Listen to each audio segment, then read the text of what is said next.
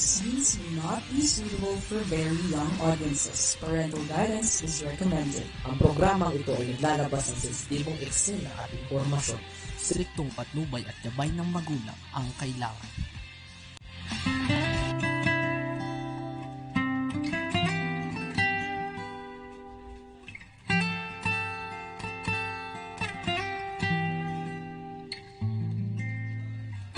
Okay, balik tayo sa ating programa. Tayo ngayon na sa ating kalinga sa OFW. At syempre, ang inyo pa rin pong lingkod, Feni Codemus. At makakasama natin, walang iba, syempre of course, ang aking nagbabalik na bagong muka, ang aking idol, walang iba kundi si Miss Corazon Alma de Leon. Magandang araw, Ma'am Cora! Yes, magandang araw at excited ako dahil may message si retired Chief Justice Hilarion Davide Jr. na earlier pinadala niya pero sabi ko gagamitin ko sa kakampi program natin. Sige po. Okay na po. Yes. Babasahin ko na ha. Actually, text ito. Opo. Sige po. For this beautiful day of Tuesday, let us be guided and enriched by this passage. No one ever fulfilled a dream without failing.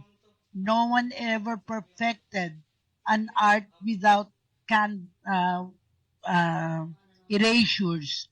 No one ever loved without being brokenhearted. Above all, sabi niya, above all, no one can ever live victoriously without God. What He allowed to come into our lives yesterday has helped us prepare us for today. And when today brings, will better equip us for tomorrow. At times, God fills our cup and it is running over, not for us to boast, but for us to share blessings with others. No one enjoys the possession of anything valuable unless he has someone with whom to share it. Greed denies one of genuine joy, happiness, and peace. Generosity and forgiveness are the heart and soul of abiding true love. Yung sabi niya, tama-tama palagay ko, sa pangalan ko, heart and soul. Yes po, ma'am. Thank you. Ay, pasalamatan mo, ma'am, natin si itong nagbigay sa inyo. Chief Justice. Okay. Yes. Okay, Ma'am Cora, isa puso mo nga. Sabi ng mga nanonood, taas mo mo konti yung mo. Yan, ganyan. Kasi di ka nila nakikitang masyado. May pawns ka na, ma'am, di ba? Okay. Ayan na, ma'am. Okay na ba yan? Okay na daw? Okay na siya? Okay, sige. So, Ma'am Cora, gusto ko sanang ipaliwanag natin mabuti in layman's term yung inyong mga binasa. Ma'am Cora. Yes. Wow, itatranslate ko pa. Bibigay na natin ang yung DS lang. Kabuuan. Oo. Opo. Yung sinasabi niya na no one can ever live victoriously without God. Yan ang unang-una. No? Mm-hmm. What He allowed to come into our lives kahapon, yesterday, has helped us to prepare for us today. Kasi yung iba, nagdaan sa pagsubok kahapon, Lunes. No? Pero ngayon, hinaharap natin, pinaprepare na tayo yung nangyari kahapon, ngayon. Diba? Tapos sabi pa niya, at times, God fills our cup and it is running over. Para bang sobra na binibigay na pasakit, sobra na yung swerte. Pero tayo, hindi tayo dapat magmayabang. Hindi tayo dapat mag-boast. But for us to share yung blessings. Halimbawa, ikaw, yung pinakita mo na nagdala sa Bulacan ng mga goods, sharing of blessings yun. At merong tumulong, hindi mo naman sasabihin lahat binili mo, pero may tumulong para magawa yun. Totoo yun, totoo. Teka, nawalan ako ng picture. Pero yun nga sinasabi natin ay sharing, ibig sabihin, hindi lang ako, maraming iba-iba, no, Ma'am Cora, di ba? Correct. Okay, gusto kong balikan yung sinasabi mo kanina, ma'am, na mga pagsubok, Yan lahat naman tayo, nobody's perfect, ika nga, di ba? Tayo ay makakaranas ng mga pagsubok, mga karanasan na hindi maganda, pero darating yung panahon na babalik tayo dun sa normal, di ba? So, kailangan lang natin maniwala sa ating sarili at maniwala tayo sa taas na ating pinapaniwalaan. Tama po ba yun? Pagkakaintindi daw sa ating floor. Okay. Kasi unang-una ako na humarap sa isang pagsubok nung mapunta ako sa ospital ng June 9. Nakalabas ako July 22. Okay. Kung iisipin mo, napakahabang panahon. Lumampas ako kaysa nung sa na-COVID ako noong 2021. Siguro tatanungin, ba't si Cora naman na-COVID na, inopera pa sa puso. Hindi ko alam kung ano pa yung mga challenges na darating. Diba? Pero handa tayo, kaya at ako, wala akong worry dahil meron akong kakampi sa programa. Siyempre. Pero yung sinasabi nga natin, ma'am, talaga, dadaan tayo sa iba't ibang mga pagsubok. Pero yan ay best teacher daw natin, yan, Ma'am Cora. Diba? Yes, parang yan ang magtuturo sa'yo para maging mas matatag ka, maging strong ka. Ako nga, kala ko, Ma'am Cora, di ka na magpo-programa Nalulungkot na kami dito. Puro na lang kami replay, diba? Pero bakit nandito ka pa, diba? Ang una kong inarap na programa, of course, yung sa Red Cross. Every Sunday yon 3 o'clock.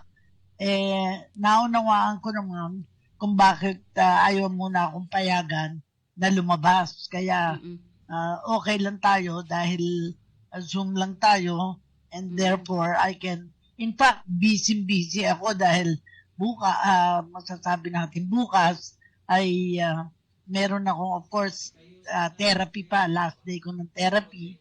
Tapos, after that, 12 to 1, ay kakausapin ako ng isang kaibigan para titingnan ko ako pwede mag-participate sa isang training program. Tapos, may meeting din ang National Kidney ng 12 to 1 yun, ha?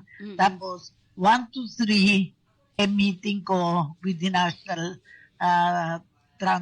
Kidney and Transplant Institute. We will discuss policy issues. Okay. And then, at 4 o'clock, Bible study. So, Cora, papagalitan ka na naman ni Ma'am Dina. Papagalitan ka. Pero lahat naman dito sa bahay lang.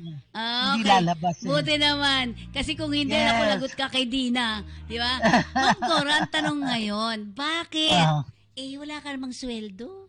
Wala ka namang bakit nagkakaganyan ka pa? Ma'am Cora, ibigay mo nga yung dahilan sa kanila, yung mga nanonood sa atin. Dumating sa panahon na kung supisyente naman ang yung tinatanggap dahil nagtrabaho ka sa gobyerno ng 34 years, sinuklean naman ng isang pensyon na nakatulong pati pambayad sa ospital. Tama. At nakatulong din sa mga nilalahukan mo, katulad ng dahil vice chairman ako ngayon ng Red Cross, ay tinulungan ako ng aming health insurance na malaking binigay para masurvive pambayad. Yun, diba? Mahal. And of course, kaibigan natin ng chairman ng PCSO, tumulong din. Yan. So, kailangan hindi ka nag-iisa sa ginagawa mo. Oo. So, ibig sabihin lang, alam mo, Ma'am Cora, ginawa natin dun sa Bulacan, di ba? Aba, biglang may nagsabi, kailangan nyo ba ng bangka? O, di ba? Kasi nga, pinakita natin dun yung di ba? Yung baha talaga, tapos nangangailangan talaga sa ng bangka. Biglang may nagtanong sa kailangan nyo pa ba ng bangka? O, di ba? Yung mga ganong klase. Kaya nga, tayo, tiga connect. Oo, yun, tama. Tayo, tiga alalay. Tayo, tiga bigay ng opportunities. We might not have them ourselves, pero because of our connectedness, nakakarating sa mga dapat makarating. Kasi hindi naman natin malalaman kung anong pangangailangan. Katulad nung nag-volunteer ng opportunity, gusto nyo ba ng bangka? I'm sure may mangingisda na baka gusto pa lang lumawak ang kanilang trabaho sa pangingisda, wala silang bangka. Kasi meron ng bangka. Oo nga. Yun nga, natutuwa nga ako. Sabi ko, nabigla din ako. Yung mahal din ng mga nabangka, di ba, ma'am? So, yes. So, ngayon, ang mga lesson na to na nasasabi nga natin, akma-akma dun sa sinasabi ni ano, 'di ba? Ng Chief binasama Justice. ni Justice. Oo, totoo naman Oo. yan. So, Ma'am Cora, sana nga sabi nito, sana nga tuwing magpo-program meron tayong ganito daw na Yes. mga ganyan, ano po. So, ngayon Ma'am Cora, pakinggan mo munang mabuti tungkol naman to sa usapin ng ating mga OFWs. Yes, yes. May warning sa atin ang ating USEC ng DMW. Si Yes. USEC Bernard Olalia ng Yes. Department of Migrant Workers. Yan. Mm. Ito, mga babala niya ito, Ma'am Cora, na sinasabi ko, wag daw basta-basta maniniwala, wag kayong masyadong, yung mga pagtitiktok, Ma'am Cora, sa Yes. ibang bansa, bawal pala. Tingnan natin, meron na? Okay, sige. Kami matatakot sa sasabihin ko. Nandito po tayo ngayon sa opisina ng ating mahal na Undersecretary Bernard Olalia about magtatanong po tayo ngayon sa mga nangyayari ngayon sa Dubai about sa mga cross-country. So, Sir Bernard, Hindi marami pa yata pong si Yusek. mga nagpo-post ngayon at nagla-live ngayon sa TikTok about sa mga cross-country. Okay, So, ano ayan bang po yung pwede napapanood nating ngayon ay si Yusek Bernard sa batas o Olalia. magagawa natin dito May para paalala po siya sa mapigilan atin natin ang tungkol sa mga konflikt man lang itong mga OFW na mga kasalukuyang tatrabaho sa labas ng bansa. Okay? Sasabihin ko. Nandito Go po tayo ahead. ngayon sa opisina ng ating mahal na Undersecretary Bernard Olalia about magtatanong parang po tayo wala ngayon pa, sa mga nangyayari ngayon sa Dubai about sa mga cross-country. Ready na siya, So, Sir pero Bernard, baka wala pa marami nagbigay pong ng signal mga na nagpo-post pwede na ngayon siya at magsalita. nagla-live ngayon sa Sige, TikTok ayusin muna natin. about Ano sa mga nga? cross-country. Yusek? Ano bang Wala pa pwede ko, nating Ma'am Cora. Sige, Ma'am. Oh, sige, sige. Tayo sa'yo magagawa muna, natin dito balik. para mapigilan Para ano? konflikt Kasi, man lang ayun. itong mga Oh, ayun, yun. Oh. Ayun na. Maganda yung katanungan mo, Jeffrey. Ano? Okay. Lalong-lalo na sa mga Go ahead. OFWs natin na nasa ibang bansa. No? Bakit wala? Pinaka-importante sa lahat, igalang po natin Yan. kung ano yung ating pinirmahang kontrata. Yung tinatawag nating employment contract, no? Huwag po natin i-violate yung napagkasunduan ng isang employer at saka isang OFW, no? Importante po yan. Kung ang kontrata po ninyo ay 1 taon, tapusin po natin 1 taon. Kung nakalagay po doon ay 2 years, tapusin po natin. Ngayon, kung may problema o issue man, pwede po kayong lumapit sa aming mga labor attaché at aayusin po natin yung problema. Ang huwag po lang natin gagawin ay yung tinatawag na third country hiring, no? Yung kayo po ay lilipat ng isang employer dahil sa gusto ninyo na may opportunity, na may nakita po kayong trabaho at kayo po ay hindi kaya ng kapwa natin mga Pilipino na nasa ibang bansa. For example, napanggit ko na po, Dubai, no? Napakarami nating nakikita sa TikTok ng mga Pilipino na nag-iengganyo na gusto magtrabaho doon, no? Binabalaan ko po yung mga Pilipino na nag-iengganyo na mag-violate ng kontrata ng kapwa Pilipino, no? Pwede po namin kayong alamin ang inyong identity, pupuntahan po namin kayo or i-communicate po namin na hindi po tamang ginagawa ninyo at pwede kaming magsampa ng kaso laban sa inyo at kapag kayo po ay na-blacklist, naku po, hindi po kayo papayagang makabalik dyan sa employer ninyo kapag kayo po ay blacklisted sa DMW. Doon naman po sa mga OFWs na nagva-violate at lilipat, pwede rin po kayong kasukan ng employer at pwede rin po kayo ma-blacklist. At oras na ma-blacklist kayo, either by the employer or by your agency or by the DMW because of non-compliance with the provisions of your employment contract, hindi po kayo makakabalik sa employer po ninyo kapag kayo ay nagbakasyon sa Pilipinas. Yun lamang po ang aking mensahe. Salamat po. Sir Bernard, Okay, at syempre mga kakampi, yan ang paalala sa atin ni Yusek Bernard Olalia. Oo, tawag sa atin yan, Ma'am Cora, ate. Ate, tawag niya sa atin. Okay lang naman, okay. At palagay na palagay yung loob na sa atin. Ma'am Cora, tatlong parte yung kanyang paalala. Una, bawal mag-TikTok kung saan-saan, di ba? Particular sa bandang Middle East, tulad ng Saudi Arabia. Sa Dubai, hindi ka... Particularly, yung Saudi Arabia, Ma'am Cora, nako, may isa doon ha. Ewan ko kung anong parusa ibibigay doon sa ating isang Pilipina doon. Na kung saan, nag-TikTok, gayang-gaya, kanta-kanta, di ba? Ganun naman ang TikTok. Tapos yung kanyang nasa likuran niya po, Ma'am Cora, ay sambahan ng mga moske. So, Ah, bawal pala bawal yun. yun. Talagang pinuntahan siya. Ewan ko kung ano na yung sentensyang ibigay sa kanya. Kasi sabi sa batas daw nila doon, hindi daw pwedeng ganon. Ganon Yes. daw ang gusto doon, Ma'am Cora, di ba? Baka siya ay makulong na lang forever, parang ganon. So, unahin ko po sa inyo lahat, bawal basta gumamit ng TikTok. Even sa US, Ma'am Cora, di ba, pinagbabawal ang TikTok. Yes. Diba? At sa ilang mga parte ng Pilipinas, dito rin sa parte na sa Pilipinas, ganun din parang medyo gusto na nilang limitahan ang TikTok. Ma'am Cora, sige. Yes. Kasi naman ang TikTok, parang sa freedom of speech, pwede mo sabihin.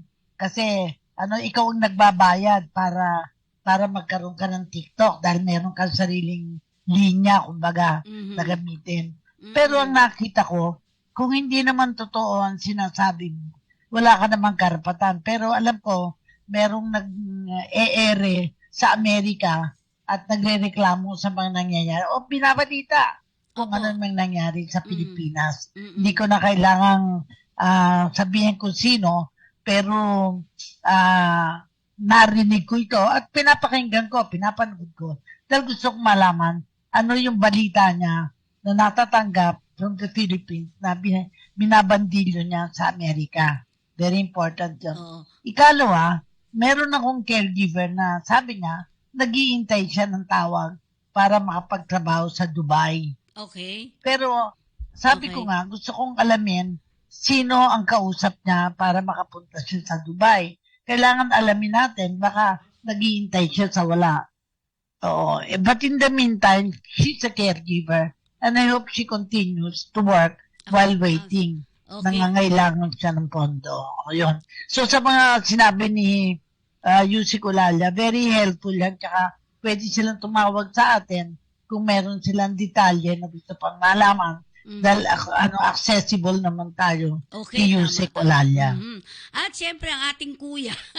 Kuya sa DNW. Tayo kasi ate. Oo. Yun. At medyo, sabi nga niya, makipag-ugnay. Pag daw gusto natin siya talagang kausapin, kasi lang yun parang talagang ganun lang, nagmamadali din yun Di ba?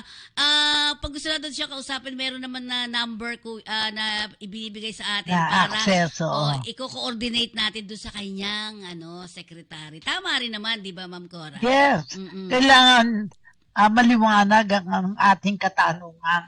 For instance, merong nagre-request ng information. Hindi naman natin hindi tayo makakabigay ng information pag hindi natin nakuha sa mismong Department of Migrant Workers. Yes, at totoo si po Yusek yan. ang ating access. Oo, tama. Ma'am Ang Cora, OIC yata si dating Attorney Hans Undersecretary Leo Kakdak. Oo, naghahanap pa sila, Ma'am Cora, ng kapalit ng ating dating secretary, no? Toots. Oo. Pero, yun nga, una, sabi nga, bawal mag-TikTok kung saan-saan basta, sunod tayo sa ating batas. Ang paggamit kasi, Ma'am Cora, ng social, yung mga Facebook na to, Social media. medyo dapat din may restriction din, di ba? Di ba, Ma'am Cora? Correct ka dyan kasi your freedom of speech, Sa Pilipinas is kasi related sobra tayo to the freedom of other people Yes. na gagamitin mo yung ere para sa sarili mo lang, kapakanan, sa pagnanais mong, nakita ko na, ang dami nag-i-interview ngayon ng mga katulad nung umalis na taga-Department of Finance. Halos lahat ng programa nag-guest Nandun siya. siya. Oo. Siyempre, pare-pareho din naman ang sasabihin niya doon. Ang kadahilanan, bakit siya nag-resign. Pero ang version niya, nag-resign siya. Ang version ng gobyerno, tinanggal siya. Alin ba ang tama? Yun yung isang natin, Ma'am Cora, sa ating social media dito. Sa Pilipinas to, yung mga fake news. Diba? Yes. Minsan, dati noon, ay, naku, namatay na si ganito. Yung pala buhay na buhay pa. Pinatay na nung tao, di ba? May ganun. Ako nga, akala ko si Celine Dion namatay na rin kasi nakita ko itsura, payat-payat. Hindi naman pa. Kaya lang hindi na nagpe-perform. Kaya dahil namin mismo hindi nagpe-perform, akala wala na. Akala namatay na. Pero sa ibang bansa, pag nagbigay ka ng mga fake news, Ma'am Cora, ay pinaparusahan. Diba? Oo, may sabit. Sabit ka Sabit. talaga. Oo, kaya po mag-ingat-ingat din tayo. Mukhang dito sa atin i-restrict mo talaga lahat muna, 'di ba? 'Yon, pangalawa bukod sa TikTok ay wag sa mga trabaho daw, Ma'am Cora, kung naiintindihan mo binanggit kanina Yusek. ni Yusek, sabi niya, kung ikaw may trabaho pa, kunyari, Dubai nga ata sinabi niya. Yes. Sa Dubai, may trabaho ka, hindi ka pwedeng basta lilipat ng biglang lilipat. Iba. Mag-a-apply Kasi may ka. mga Pilipino, oy, dito ka, sumama ka sa amin kasi maganda yung benefits. Pag Mm-mm. sinabi, kumbaga, may gumagana na yung tenga na, sige, sama tayo doon kasi mas malaki ang benefit. Palaging yun ang iniisip, Mm-mm. benefits. Pero magkakaroon kayo ng pagkakasala kapag hindi nyo tinapos muna yung kontrata na pinirmahan nyo. Kasi breach of breach of contract. Okay.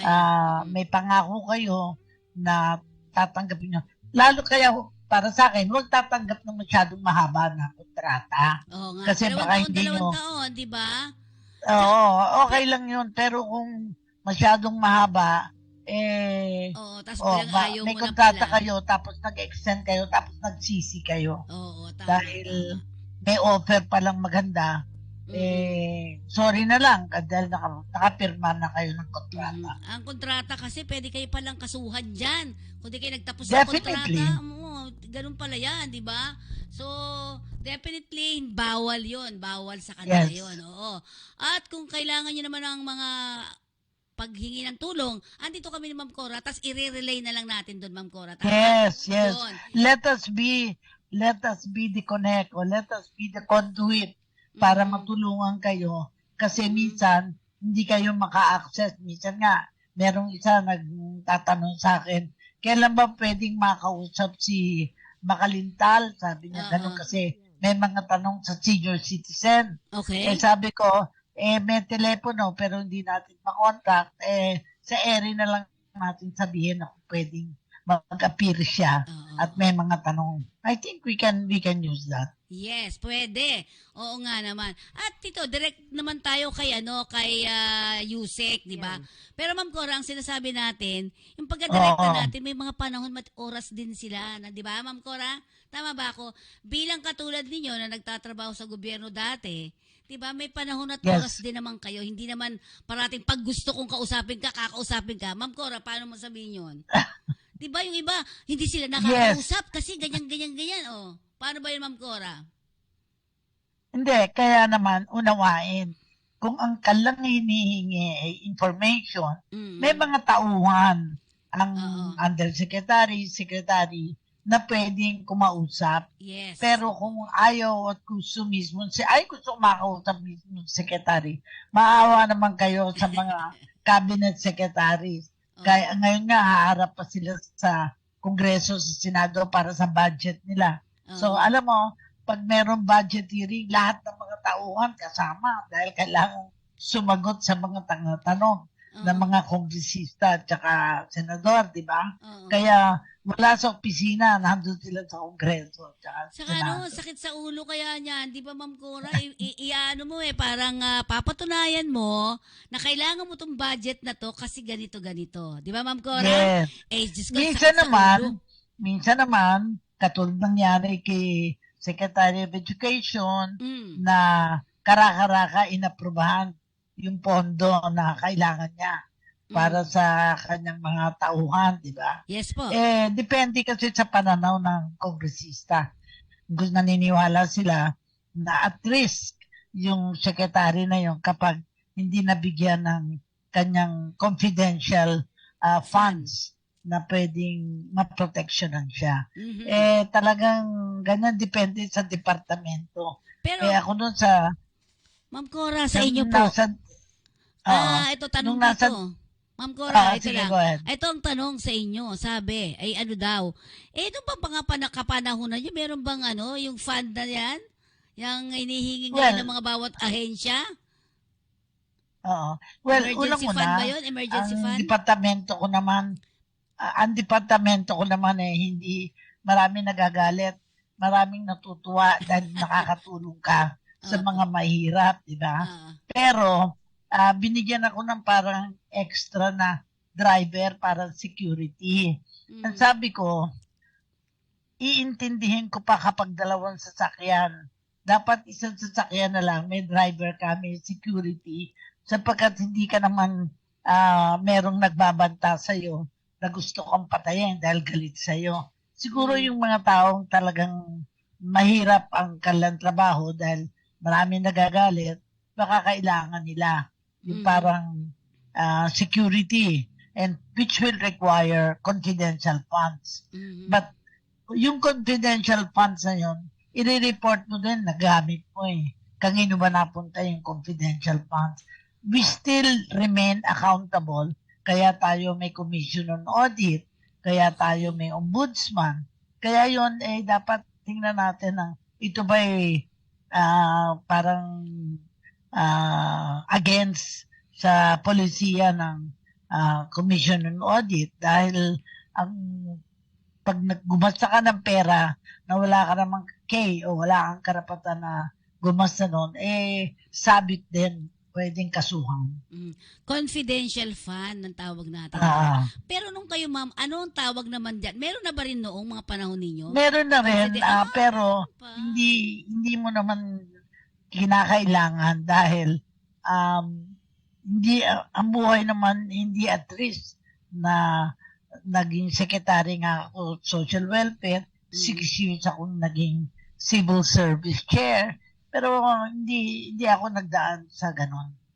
At gusto kong marinig din ngayon, kasi parang hindi natin alam sino ba ang namumuno dun sa departamento na yun. Maganda sana sa pagitan ng programa natin, ipaliwanag natin sino yung kasalukuyang nakaupo sa mga posisyon na maaaring gustong malaman ng mga tao kung sino yun. Ayun. Kahit hindi nila kausapin, malaman lang nila kung sino yung nakaupo. Sige, gaganon-ganon na sa next Tuesday po. Titingnan natin, ayusin natin ganun para makilala din ng mga estudyante din. Ano, Ma'am Cora? Tama. Yes. Tama. Sige po. Kasi ikaw naman may access ka, meeting mo nga sila. Opo, tama. Ilabas mo kung pag anything related to manpower, Yes. ibandilyo mo kung sino-sino pwedeng makausap. Okay. Nag-appear na yung kaibigan natin taga Bureau of Immigration. May panawagan din siya. Ano, si ma'am? Day. Sige. Si Dana. Okay. Sige. Okay. So, okay, sige. At syempre mga kakampi at marami pa rin paalala mula sa ating BID, Bureau of Immigration. Ma'am Cora, kasi medyo na bago-bagong konti. Pero may paalala pa rin ang ating Miss Dana, di ba? Ng Bureau of Immigration. Yan, pwede na ba natin yung interview doon? Dapat regular mag-anunsyo sila ng latest policy. Oo nga. Sige, ma'am. Oo, maganda. Okay, pakinggan natin yung ilang paalala ng ating Miss Dana ng BID. Already doon po sa mga nabibiktima ng cryptocurrency scam dyan naman po sa Myanmar, Cambodia and other regions of Asia. Dito naman po nakita natin na ilan po sa mga tinatarget nila ay mga OFWs po galing sa Middle East, particularly sa Dubai. Yung mga pa-expire na po ang visa, inaalok po nila na instead of you going home to the Philippines, wala ka ng trabaho doon, dito ka na lang mag-transfer. Meron po kaming call center dito ka na lang magtrabaho. But they end up being physically tortured. Sinasaktan po, hindi pinapasweldo ng tama. Practically, they are enslaved doon naman po sa sindikato yun. Actually, Ma'am Cora, sindikato pala yun. Hindi basta-basta lipat lang ng lipat. No? Of course. Oo. Kasi lalo na sinabi nga ni Yusek Olalia, kung may kontrata ka, you are bound by the contract. Yes. Hindi ka mo dapat sisirain ang pangalan mo dahil pumirma ka sa kontrata sa paniniwala na ngayon, kung ikaw ay na-abuse, kung ikaw ay nakaproblema, meron tayong labor welfare officers sa mga lugar na yon, lalo na sa mga malalaking mga opisina dyan. Magtanong kayo kung yung karapatan nyo ay na disenfranchise or naapektuhan. Kasi pag feeling ninyo, wala naman yun sa kontrata, bakit ini-impose ngayon? Halimbawa, sabihin kami, ang trabaho mo 8 hours, tapos ginoon 12, ginoon 24 hours, at wala yun sa kontrata, pwede nyo ireklamo. Yes, ireklamo. May problema na, ayan. Yes, At syempre, yes. Ma'am Cora, sabi nga, ang paalala nga, huwag basta-basta maniniwala. Ano? Yes. Di ba? Kasi minsan binobola na lang tayo, di ba? At ikaw ay pinapagtrabaho sa ibang hindi mo naman kaalam, tapos hindi mo tinapos ang kontrata mo rito, pwede ka pa ma-blacklist dito sa bansa na ito. Merong isa kaming ganyan na nagsabi, kailangan ko po ng trabaho. I-refer natin doon sa kakilala natin na maayos, alam nating maayos. Pero Ma'am Cora, nung nakita natin, blacklisted siya sa Sa iba. Saudi Arabia. Diba? Oo. So blacklisted siya, hindi pala siya pwede makapunta pa ron for 5 years na hindi siya pwede. Ang ina-apply niya, ipapunta rin Saudi Arabia. Di nakita natin na blacklisted pala siya doon. Dahil tama ang sinabi nga nito si Yusek. Hindi pa tapos yung kontrata niya, lumipat ang ating Pinay, lumipat sa ibang kumpanya. Yon. So blacklisted talaga siya. So finally di siya, meron na siyang meron na siyang mga papeles, pinaayos na natin papeles niya lahat-lahat. So okay na siya rin sa employer niya. Tapos nung pupunta na lang siya, biglang nakita blacklisted. Yon, Ma'am Cora. Di ba? Oo, merong mga Pilipina na pupunta sa Europe. Siyempre, dadaan sa Bangkok. Sa Bangkok, na-stop na sila. Okay. Kasi mabuti naman na-stop na sa Bangkok dahil kaysa kung nakarating sa Europe at na-stop doon, mas malayo. At least Bangkok, madaling ibalik kahit na today nag-arrive ka sa Bangkok. Mamayang gabi o bukas ng umaga, ibabalik ka na sa Pilipinas. Yun. Nakita ko yun. So, sa ngayon, ma'am, tayo ay nasa isang yung IACAT, yung Interagency Council Against Trafficking. So, medyo kinakasama na, parang sabi nga, sa buhatan nila. At kasama na nila ngayon, siyempre, ang DSWD. Lagi naman kasama ninyo yan noon, di ba? DSWD, tapos yung mga taga-PNP, tapos yung ang dami ngayon na mga nagsama-sama para mas maiwasan daw ang trafficking cases. Yan. Kasama dyan ang Department of Justice. Yes po. Dahil Ayan, tama. sila, Ma'am Cora, papakita natin dito ang isang paalala mula sa IACAT. Ang human trafficking ay isang makabagong paraan ng pang-aalipin. Ito ay paglabag sa dignidad ng tao.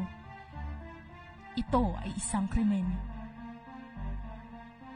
Ang human trafficking ay ang pagkuha at paglilipat ng tao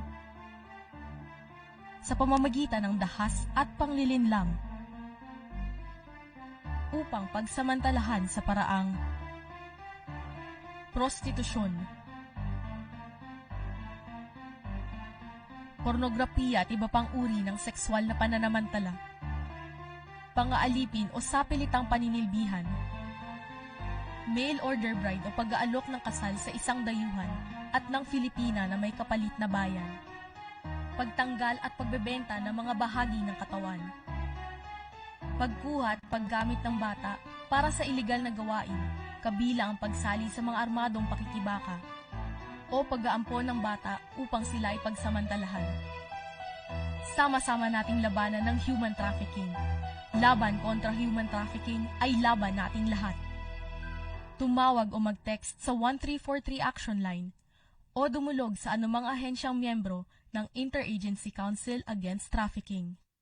Ayan. So, Ma'am Cora, 1343, ayan. So, magandang paalala din yan, Ma'am Cora? Dito sa ating programa, pag may mga ganyan, report lang po ninyo dito sa aming programa. Dito sa ating Kakampi Online. Ma'am Cora, di ba? Yes. Ano masabi? Familiar din ako dyan sa IACAT. Tingnan namin. Dahil ang isang sistema din, yung nagbebenta ng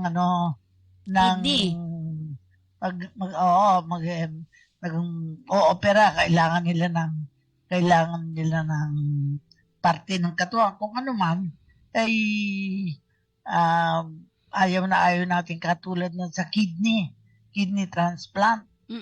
Sabi, napanood sa YouTube, napanood sa mga iba-iba, hindi necessarily tama yung information doon. Kasi kailangan yun talagang legitimate na nakakaalam kung anong polisiya tungkol sa kidney transplant. Okay. So, Ma'am Cora, ngayon may mga batas na, hindi ka na pwede magbenta ng kidney mo. At lalong Yes. yung mga kasapakat, parang dito, yung may mga middleman pala, ano? Yes. Abay, oo. 20 years ang pagkakakulong. Diba? So, yung mga Kaya nga, ang Kaya hirap nga pala. ako nagsasabi ng sa pamamagitan ng programa ng kakampi, ay paalam na huwag kayong maniwala sa mga, even nababasa nila kasi lumalabas lang sa YouTube, Mm-mm. wag ho kayong maniwala dahil meron talagang lehitimong impormasyon na makuha kayo. Kapag nag-attend ng tinatawag na PTO, Mhm. transplant, pre-transplant orientation at mali ang kalang natutunan, hindi nila naintindihan, inuulit para doon sa donor dahil kung siya mismo hindi niya naintindihan at siya ay magdodonate, kawawa naman yung kanyang dodonatean dahil mali ang kanyang akala. Ayun. Sige, tama. At syempre, ingat-ingat din talaga, ano, Ma'am Cora? Di ba? Yes. Mm. Pero the best, huwag magkakasakit dahil Ayun. sabi ko, pag ikaw yung nagkasakit, Pero- kailangan mo pera Oh, tama. para tama. gamutin. Naku, huwag sana tayo maggamot magkasakit. God bless us. Pero ang Yes. ang tanong ko, Ma'am Cora, sa inyo, ano ang polisiya talaga ng nasa kidney, ano ka, Ma'am, di ba? Institute. Ano ba talaga ang polisiya dyan? Sa Hindi, inyo? unang-una, kailangan mo ng transplant kasi sira ng isang kidney mo. Yes. Pwede okay. papalitan yun kasi tayo, 2 kidney natin. Oo. Pwede yung isa maibigay sa ibang tao, di ba? Mhm. Pero ang requirement natin, meron kang relasyon dun sa sa bibigyan mo. Kapatid, kamag-anak, Yun. pinagtrabahuan, etc. Ini-establish namin yan at kailan pa, gaano katagal ang pagkakakilala dun sa donor. Hindi pwede na ngayon mo lang nakilala, magdo-donate ka. Mhm. Minsan, meron kaming pagkakataon na miyembro ng simbahan nila. Mhm. So, kilala siya sa simbahan nila. At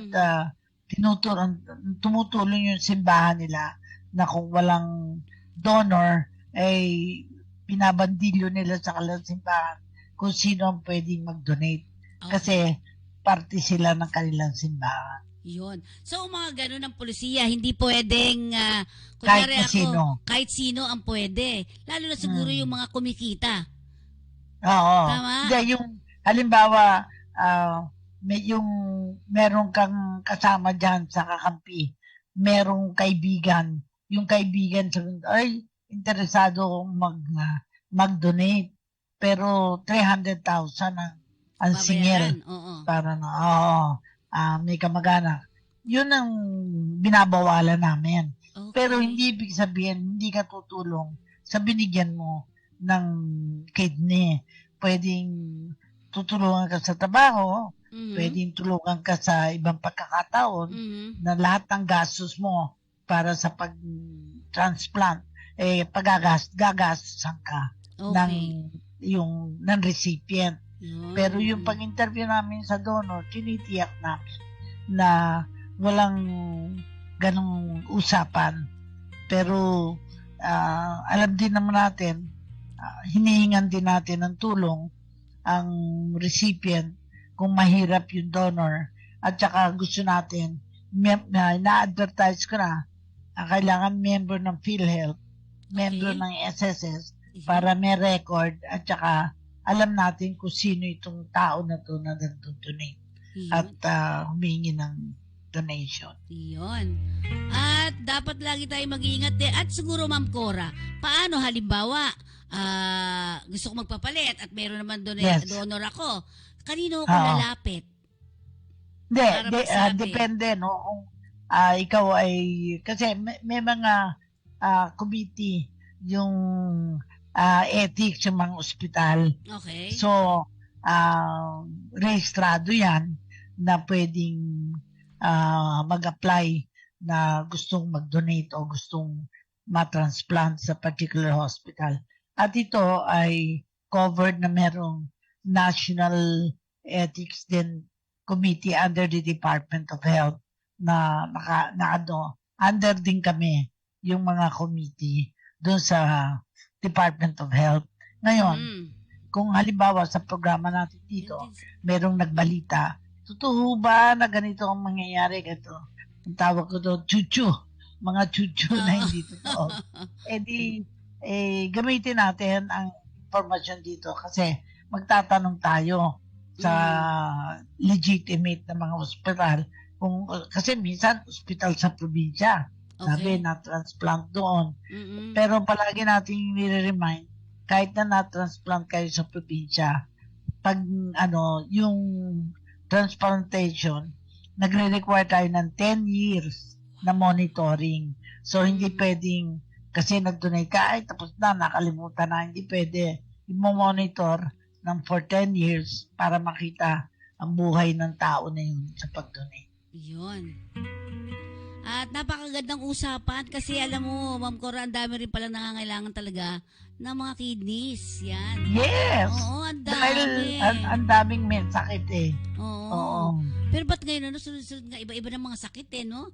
Yun, Ma'am Cora. At ito, isang kaninang balita namin, yung cannabis, basta parang gustong marami ng panawagan, parang 65% sa kanilang survey ay pumapayag sana magkaroon daw ng cannabis, yung gamot daw, yung parang to, di ba? Yung parang drugs yun. Oo. Cannabis. Ito yung mga dahon, di ba? Yung mga dahon-dahon ba? Yung parang marijuana? At saka marijuana kasi sa ibang bansa, inaalaw niyo. But kailangan yun supervised talaga ng departamento kung ano to yung kailangan nito. Kasi for health reasons, like marijuana, malapit nang mamatay yung isang tao, naghihirap dahil masakit ng pakiramdam.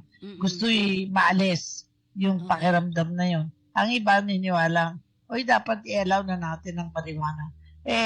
Hindi natin saklaw yun eh. Dapat ang Department of Health magsasabi for medical reasons, pwedeng gamitin ng marijuana. And hindi ko siguro pwede nating tanungin si Dr. Tender Bosa, yung bagong Secretary of Health, kung ano yung pananaw niya tungkol sa ganyan. Sige, tingnan natin sa mga susunod natin. Actually, use of drugs siya na pero, hindi nakalista na. Oo. Bilang kayo, naging secretary at tapos naging head ng CSC, ano daw masasabi niyo sa ganyan, Ma'am Cora? Lalo sa mga elderly, no, Ma'am Cora? Diba? Unang-una, pera yan, Parang ibig sabihin, yung mga nag-donate, gusto na pera. At sino naman ang makaka-afford? Siyempre, yung mga taong meron ng nakasandal na sa pader, kumbaga na meron na silang pera na willing sila to pay. At itatago nila yon na hindi naman sila nagbayad, ganon. Pero at the end of the day, wala kayong proteksyon kapag nagbayad kayo. Maaring iwan na lang kayo ng inyong donor. Hindi nyo na alam kung ano nangyari. Yun din naman recipient, kailangan alagaan nila yung nag-donate sa kanila. Kasi baka yung nag-donate, takbuhan sila. O kaya yung recipient, takbuhan yung donor. Masalimuot, and I think kung may mga nanonood sa atin, naka-experience, pwedeng ikwento kung anong karanasan nila. At kung mali, kokorektin natin. Para iayos. Ganun naman ang pag-aaral, di ba po? Diba? So, yes. Pakinggan naman natin ulit ang kasunod na sinasabi ni Miss Dana from the BID. Yes. Physically tortured, sinasaktan po, hindi pinapasweldo ng tama. Practically, they are enslaved doon naman po sa sindikato. Actually, from what we heard po, sa social media po, yung nagiging recruitment, there are Facebook groups of OFWs in certain countries. And from those Facebook groups, there are unscrupulous individuals na nagiging recruiter doon. Ang system po, they would post something on social media saying na looking for a job or offers in this country and this country, PM me. Ayun, yung mga pa-PM na yan, Ma'am Cora. Di ba? Yes. Yung tandaan po natin itong mabuti ha, kayo po lahat. Huwag pa yung basta-basta maniniwala doon mismo sa anong tawag ng mga Facebook. Kailangan ng trabaho, gusto mo ba magkapera? Bibigyan ka ng 15,000. Di siyempre nag-how. Sinubukan ko Ma'am Cora. How? Yes. Ganyan, PM me. Yon ang sinasabi ni Miss Dana. Pag sinabing PM me, kayo na mag-uusap dalawa kung ano pa paano. Di ba, Ma'am Cora?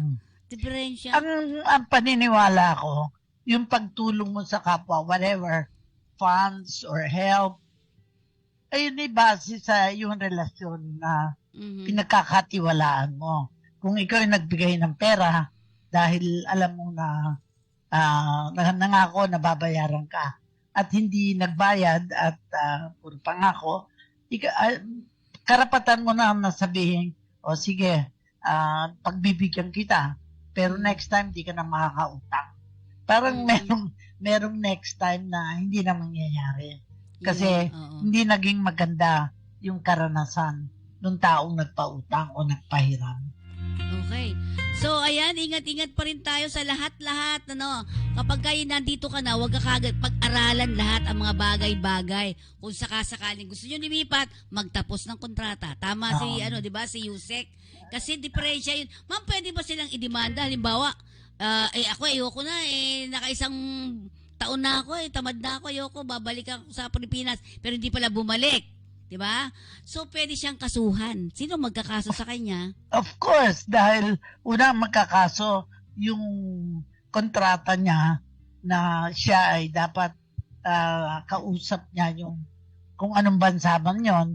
At ating gobyerno din, kung hindi niya sinunod yung patakaran, pwede siyang kasuhan.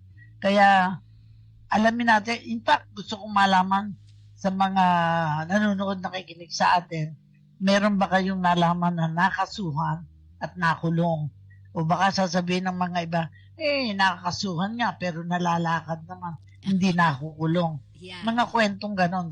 Whether that's kwentong kutsero, hindi natin alam. Pero magandang magsalaysay yung mga ibang nagkaroon ng karanasan na hindi maganda o maganda. Pero ang isang nakikita ko, Ma'am Cora, sa mga nagkakasala ng mga OFW ka dyan, breach of contract, o hindi tapos talaga yan, hindi niya tinapos ang kontrata, magganto.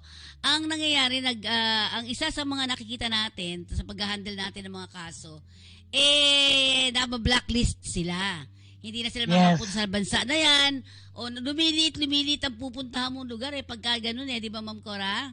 Yes. So, parang bilang na bilang kung alin bansa lang mapupuntahan mo. Dahil sinabi ng mga bansa, ito, wag natin papasukin sa bansa natin. At saka, parang wala kang kakampi. Totoo yan. Mayroong isa, Ma'am Cora, ito, kwento nito nung nating isang kababayan natin, hindi natin babanggitin ang pangalan niya. Ang kwento niya ay ganito, meron daw sa Singapore ito na OFW, hindi na natin babanggitin ang itutukoy yung hospital at saka yung pangalan ng tao at anong trabaho. Pero ang nangyari, ginamit niya ang social media para i-express niya yung, sabi mo nga, freedom of di ba, speech. Yung in-express niya yung kanyang sarili para sabi, ang pangit itong ospital na to. Ganito nangyayari dito sa amin. Naka2 taon na siya doon Ang salary mo, liit pa rin, etc. Yung kumpanya, nakita niya, nabasa niya yung text, idinimanda siya, at the same time, pinaalis siya doon sa Singapore. Hindi siya binigyan ng, Ma'am Cora, hindi siya binigyan ng, benepisyo. Oo, inalis lahat yun. Benefit. Plus, parang hindi na siya makakapag-abroad, ganun, doon sa papuntang Singapore. Tapos, hindi siya binigyan ng parang certificate na siya ay nagtrabaho dito, etc. Ang tawag ba doon sa ganun na klase? At pagdating dito sa Pilipinas, dahil nabasa nila yung nangyari, hindi rin siya kinuha. Kasi parang bad record, di ba? Pag yung bad record ang mangyayari, ayaw nang bigyan ng pagkakataon. Kaya hinahanapan mo ng saan ka huling nagtrabaho? Anong sinabi ng pinagtrabahuhan mo? Ako minsan hinihingan ako ng reference. Kung merong kakilala mo ba to? Kasi nag-a-apply sa amin. Tinatanong ako kung kakilala ko yung tao. Kung kakilala ko, di isusulat kung kakilala ko at bakit. Kailangan truthful ka din Pag hindi mo kakilala, hindi wag mo sagutin na kakilala mo. No, I don't know this person. Ayun. Kung sino man mag-a-apply na yun. Oo. At saka may certificate na hinihingi ngayon, di ba, sa mga company? Yes. Previous certificate mo nung ikaw ay nag-work. Parang COE ata ang tawag nila doon. Di ba? At saka, Certificate of Employment. Oo, hinihingi ang reference. Reference. Kasi bibigay mo palagi natin, binigay yung pangalan ko. Susulatan nila ako para humingi ng information about this person. Yun. Kaya mahalaga. At ako din, kailangan nagsasabi din ako ng totoo kung sino yun. Okay. Hindi ako pwedeng mambola para lang makatabaho yung taong gusto kong tulungan. Okay. Baka mas makasama at mapa sa akin. Pwede. Okay. Nawala boses mo. Ayan. Ma'am Cora, sandali, may magre-report galing sa labas ng ating studio, ha? Good. Si July Pudok, ano ba balita natin dyan, Sir July? Sir July, ano balita natin? Kasama natin si Ma'am Corazon Alma de Leon dito sa ating Kalinga sa OFW. Sir July? Oh yes, Tita Pe, alam mo, nakahuli na naman ng Bureau of Customs at Coast Guard, no? Dahil sa pagkapsambuanga ng mga illegal rice smuggling. At ito ay hinuli ng nasa Bureau at Coast Guard at lumapag ito sa Customs Modernization Tariff sa Itape. Kung saan ay ito ay undervalue at saka misdeclaration na Itape at misclassification. So ngayon talagang hinuli na nga ito. Kanilan na itong sinikustard, itong nasabing bigas at pamimigay na lang daw nila to sa SWD at saka yung kadiwa para mapakinabangan. Oo. Kaya, Gaano karami, kasamang July? Gaano karami? Yung bigas? Ano mo naman pag sinabing warehouse, full to yan eh. Ay, oo. Oo. Hindi naman pwedeng sabihin mo warehouse, napakalit, hindi naman magkakasya yung bigas dyan. Kasi containerized to, di ba? Oo. Yun nga. May nagtatanong dito kasamang July, saan daw lugar yan? Eksaktong lugar. Yung warehouse. Port of Zamboanga. Oo. Ay, marami dyan kailangan ng bigas. Di ba? Ay, hindi lang yun. At marami ding dyan, yung mga nahuling mga kontrabando ng mga sigarilyo noon. Naalala mo yun? Sigarilyo? Yes. Oo. At kasi pinararaan dyan sa puerto na yan. Dahil kasi alam mo, kala nila walang bantay dyan. Sila dyan, Navy, PNP Maritime, dyan na sundalo, PNP. At dyan naman yung Coast Guard. At kasama na dyan ang Customs Patrol Bay, no? Okay. Ikot para bantayan itong mga illegal na kontrabando. Sino ba kasama mo dyan, Ma'am Pe? Si Ma'am Corazon Alma de Leon, ang aking idol. Yung taga-civil service ba yan? Kilala niya. Yes po. Pero matagal na retirado. 2001 pa.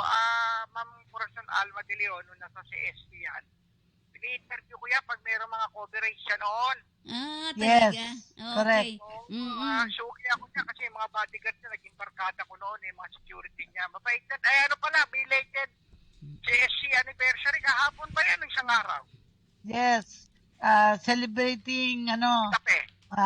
Ilan more taon? than 100 years Ibig na. sabihin na belated anniversary ng civil service. Oo, Yes, 100 yes, plus na nga daw eh. Di ba? Kasi nung ako chairman, Libre yung 100 yung years. MRT, libre MRT. 21 years. So, 121 years, 22 years. Oy, ma'am. Marami salamat. Madilion. At sana ipagpatuloy niyo yung gawain niyo para sa atin. Yes, at gusto din namin marinig mga balitang katulad nun. Kasi minsan di naman nababasa sa dyaryo, pero personal na naibabalita at pwedeng gamitin ang programa ng kakampi dahil unfair naman yung legitimate na talagang dapat nakakuha ng mga goods na yon ay hindi nakuha. So, Ma'am Cora, nagpapasalamat din naman daw si Sir July kasi pag daw nung nasa DSWD ka, sabi niya sa balita niya ngayon, nakakahingi daw siya ng tulong dyan sa'yo, dyan sa DSWD. Thank you. Okay. Kahit na matagal na. Okay, maraming salamat pa. Okay, maraming salamat para sa balitaan tanghalian, no, para sa Kakampi Online, Ray Pudok reporting. Iyan. So, Ma'am Cora, tinan mo ha, di ba? Pag may sinuksok ka talaga na kabutihan sa trabaho mo, ay naku, ang dami makakakilala. Sabi nga, dahil na dami nanonood sa program natin. So, pag attend ako ng mga meeting, kumusta na yung ating sekretary? Sabi ko, yung pala si Ma'am Cora yun. Di ba, yung mga interview rito, kilala ka? Ma'am Cora? Hindi. Ako naman, nagpapasalamat ako sa sandali ginugol ko sa gobyerno ay may nakakatanda pa sa ating ginawa at kung sila nagpapasalamat sa serbisyo, ako din naman nagpapasalamat sa kanila sa kanilang pagtanaw ng pangyayari sa kanila. Pero syempre may mga hindi satisfied, okay lang mag-criticize kayo sa gobyerno kapag sa palagay nyo hindi ginaganap yung kanilang tungkulin. Pero alam may mo, karapatan. Ma'am Cora, ito lang ang sinasabi nito naman kay Ma'am Flor, sabi niya, kapag ikaw ay mabunga, diba, alam mo na yun, sinasabi mo yun ikaw talaga ipupukulin kasi kukuha sila ng bunga sa'yo, di ba? Pero sinasabi, Ma'am Cora, wala pa naman tayong nakikita o naririnig. Ako, wala pa ako naririnig na sabi, yan si Ma'am Cora naman yan, ganyan, hindi naman natunod eh. Kasi ang naririnig ko, lalo na pag ako umalis, siyempre proud ang lola, ano. Nasabi, ay kasama mo yan, nakatulungan ako yan, ganyan kaibigan ko yan. Pero Ma'am Cora, yun ang sinasabi natin, kapag ikaw may sunuksok na kabutihan sa trabaho mo, ibig sabihin, nakikingalain ka. Oo, at mayroon talagang kikilala at kikilala sa'yo. Yes. Ma'am Cora, paano sabihin yan? Correct ka dyan, kaya nga sa magitan ng radyo, kahit tapos ng termino. Ako naman, ang termino ko ngayon as Vice Chairman ng Philippine Red Cross, gusto kong higit pang makatulong sapagkat ang Red Cross ay isang humanitarian organization na sa dugo, sa safety, maraming opportunities na pwedeng itulong ang Red Cross sa mga tao nangangailangan, lalo na pag may disaster. Yun. Kaya mahalaga na balita kung ano-ano yung mga pwedeng may tulong. Ma'am Cora, etong sabi ni Mr. Carlos Chua, gumanda ka daw parang hindi ka naman nagkasakit. Ano ba yan? Comment ba yan, Carlos? Oo daw, gumaganyan. Maganda na complexion mo. Ano ba? New look. New pero look kasi. tinatago yung eye bag sa salamin. Okay. Dahil kailangan itago yung eye bag. So, Ma'am Cora, wala na naman tayong oras. Naku, napakabilis ng oras natin, di ba? At marami pa tayong mga balita sa mga susunod. Yan. So, Ma'am Cora, paalam na tayo. Oo. Sa akin palagi ko sinasabi, kailangan magtulungan tayo. Correct. Huwag nating ipariwara yung ating bansa. Itaas natin ang kalidad ng serbisyo sa pamahalaan, sa private sector. Magtulungan tayo. Magagawa natin lahat ng bagay kundi tayo nag-iisa. Yun lang ang aking panamagan. Okay, at hindi po kami po lahat dito sa amin sa studio at dyan sa may Don Galo at dun sa mga nag-report sa atin lahat. Maraming pong salamat sa inyo at tandaan po natin dito sa ating kakampi. Kapag may naapi, may kakampi. Yan, bagong new look daw. Sabi ng mga itong grupo na to, di ba? Maraming pong salamat, Ma'am Cora. See you ulit sa susunod na Tuesday. Yes. At magbibigay tayo ng iba't ibang mga information para sa ating mga iba't ibang departamento. Ano, Ma'am Cora? Yes. And tandaan po natin, ang sabi nga ng ating mga nanonood, gusto nila na kikita uli naririnig nila yung mga mo, Ma'am Cora, yung mga binabasa mo, mga mga galing. Cute ka, John. Cute. Ay, sige. Okay, Ma'am At Cora. kung may katanungan sila, hanapin natin ang kasagutan ng mga tanong. At saka, Ma'am Cora, siya nga pala, tayo po ay mapapanood na sa ating YouTube, Kakampi Radio. YouTube na tayo, Ma'am Cora, di ba? So, kung hindi kayo makapanood ngayon, ay punta nyo lang kami sa YouTube, Kakampi Live at Kakampi Online. Maraming pong salamat. Very much. Thank you. Thank you.